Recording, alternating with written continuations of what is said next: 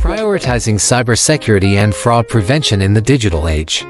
In the digital age, safeguarding against cybersecurity threats and fraud is paramount. While embedded finance offers efficiencies and improved banking services, it also ushers in new vulnerabilities. The seamless facilitation of cross-border payments and global interconnectivity can be exploited by cybercriminals, leaving institutions at risk of severe financial, legal, and reputational consequences. A successful cyber attack in this interconnected landscape can trigger a dangerous domino effect, causing widespread disruption and endangering financial stability. One of the most pressing challenges for banks and financial institutions is the development of comprehensive cybersecurity strategies that go beyond ensuring business continuity and disaster recovery to guarantee uninterrupted critical services even when under attack. To address the mounting risk, PwC has introduced an embedded finance risk framework, emphasizing 5 key elements: interoperability, risks rising from the interconnectedness of core components, including technology e.g. APIs, microservices, private cloud and operational resilience, incident response, disaster recovery, data security, ensuring the safety, privacy, and control of fractional data usage and ownership. Complex partnerships, tackling risks associated with the unique and intricate nature of embedded finance partnerships. Vulnerable customers, addressing customer-specific concerns stemming from collaborations between financially regulated and non-regulated institutions. Distributed risk, managing the heightened risk transfer within complex embedded finance ecosystems. Effective incident reporting and information sharing are essential for a robust policy response and the promotion of financial stability. The Financial Stability Board (FSB) has issued recommendations to encourage greater international convergence in cyber incident reporting, enhancing incident management going forward. The broader banking sector is equally vulnerable to heightened security threats as digital payments become more prevalent. The need for robust cybersecurity measures in financial institutions and banks has surged as digital transformation opens up new opportunities and markets. Simultaneously, cybercriminals are developing increasingly sophisticated methods to compromise data across the financial landscape. Notably, North America is at a higher risk compared to other regions, as evidenced by Verizon's 2023 data breach investigation report, which identified North America as the most targeted region, accounting for 70.45% of reported breaches worldwide. In contrast, Europe, the second most targeted region, constituted only 19.93% of total breaches. Ed McLaughlin, MasterCard's Chief Technology Officer, emphasizes the importance of trust in the digital economy. Cybercrime has now become the world's third largest economy, trailing only the United States and China. The average cost of a single data breach has skyrocketed to $3.86 million, posing a significant threat to organizations. The number and complexity of cyber threats continue to grow, with human error remaining a significant risk. As social engineering attacks become more sophisticated, organizations must prioritize cybersecurity awareness to identify scams such as phishing. Whether it involves clicking on malicious links, connecting through unsecured networks, or using weak password and verification protocols, teams must continually improve their cybersecurity skills to keep pace with the evolving threats posed by cybercriminals. The Verizon report underscores the fact that 74% of successful data breaches involve human errors.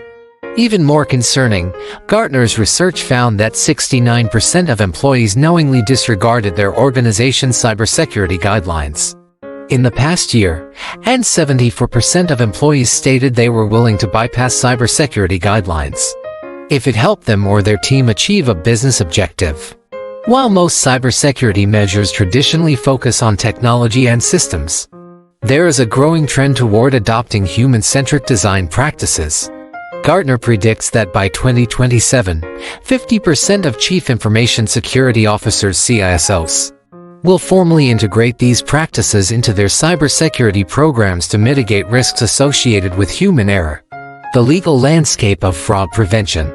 The landscape of financial fraud follows a similar pattern to cybercrime. According to Juniper's research, online payment fraud is on the rise and is expected to exceed $48 billion globally in 2023. As with cybercrime, North America remains a hotspot for financial fraud, accounting for 42% of global fraud, compared to 26% in Western Europe. Online payment fraud is a pervasive issue, with projected merchant losses exceeding $362 billion globally between 2023 and 2028. The escalation of risk can be attributed to sophisticated scam strategies and the use of artificial intelligence (AI) for fraudulent activities, particularly affecting small and medium-sized enterprises (SMEs), which often lack the resources for comprehensive customer analytics and anti-fraud strategies.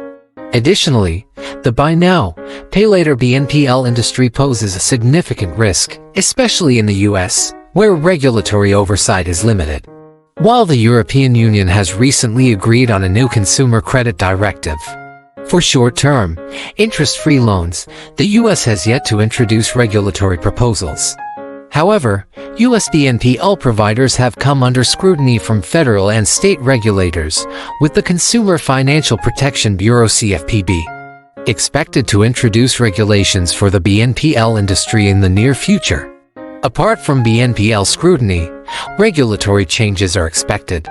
In response to the events of spring 2023, US banking regulators have unveiled proposals to implement the final Basel III standards for US banks, setting stricter industry standards for measuring the risk of lending and trading activities.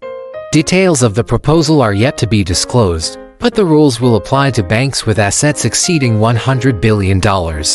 Canadian banking regulator OSFI has also announced the adoption of the final Basel III banking reforms in the country, effective from early 2024. Additionally, OSFI has introduced a framework requiring Canadian-based banks and insurance companies to disclose their climate-related risks and preparations for operation during climate-related disasters. Finally, access to comprehensive and secure data is crucial for financial institutions. The upcoming introduction of ISO 20022 will enable organizations to send enhanced data in a structured, standardized format, creating a common language for most global payments. Hi, thanks for watching. Please subscribe for more fun-loving shipping anecdotes. A UPS truck and a FedEx truck crash. The police officer asks, "Are you two alright?" The UPS driver says, "Yeah, I'm fine, but I think I broke something." The FedEx driver says, "Broke something? I hope it wasn't my delivery deadline." A customer calls a shipping company to complain. "My package was supposed to arrive yesterday, and it's still not here." The customer service rep says, "I apologize for the inconvenience. What was in the package?" The customer says, "The birthday cake for my grandma." The rep says, "Oh dear. Well, on the bright side, at least it's already pre-aged." A man walks into a post office and asks for the fastest shipping option. The clerk says, "Sir, for that, I'll need to know what you're sending." The man says, "A regret for yesterday's words." The clerk raises an eyebrow and says, "Express remorse." Then, two snails are racing. One says to the other, "Hurry up. We're going to miss the deadline." The other snail says, "Relax, we're using DHL." A customer asks a postal worker, "Why is my package late?" The worker shrugs and says, "Global warming. The ice caps are melting, and all the shipping routes are getting messed up." The customer scoffs and says, "But it's a snow globe." A man orders a pizza online. He selects the fastest delivery option and waits eagerly. An hour later, he calls the pizza place and asks, "Where's my pizza?" The employee says, "It's already been delivered, sir."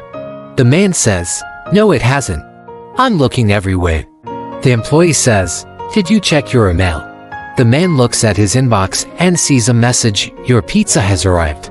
Please download and print." A woman complains to her neighbor, "My package was supposed to arrive today, but it's still not here." The neighbor says, "Don't worry, honey. They probably just got lost in the Bermuda Triangle of deliveries." A man is filling out a shipping form. He gets to the question "fragile" and circles "no." The clerk asks, "Are you sure? "What are you shipping?" The man says, "A brick." The clerk raises an eyebrow and says, "To whom?"